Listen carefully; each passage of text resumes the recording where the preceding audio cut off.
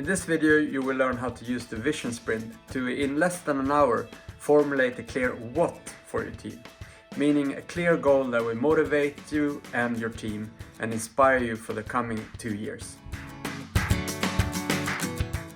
The vision sprint actually starts 2 weeks ahead of the actual workshop, where we send out the first survey and ask you and your team what you want to achieve the coming 2 years.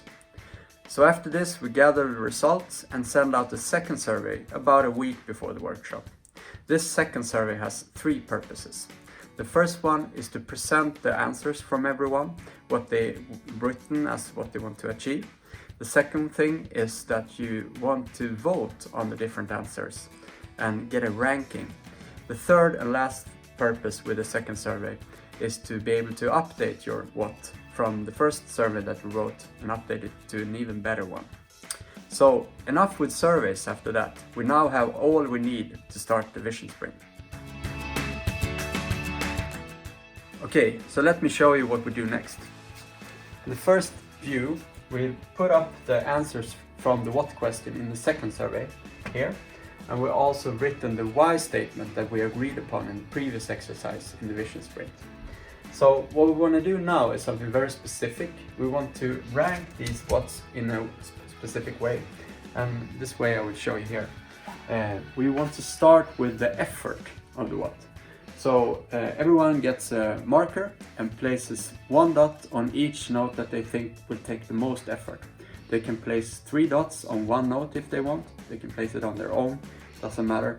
But the point here is to get these ranked in some way. But the second step here is that we just put them out on a line. We don't really rank them yet.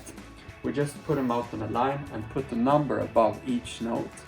And this is the reason for this is that we want to do an additional vote for something else. And that the second thing we want to do is do a closed voting. And therefore we have these numbers, and everyone writes 3 numbers on a note and leaves it into the facilitator. So you get another kind of voting, but in this second voting, you're not voting on the effort. Instead, you're voting on which will have the most impact towards the why. So kind of answering 2 different things here. And when this is done, a good thing to do is take a break. So while everyone else is on break, you as a facilitator have some work to do. First, you need to rank the voting on effort. So the way you do this is that you start with the highest vote and the lowest vote, and you put them in opposite sides of this line. And then you put the other votes in between. And just as we did with effort, we will now do with impact. But one important thing here is to make sure that you only move these vertically. So you don't move them like this, because we already set the horizontal distribution from the points of effort. So now we need to move them vertically. So we take the highest vote, this one, with 5 red votes. And this, remember, was from the closed voting. We put that one here, straight up vertically.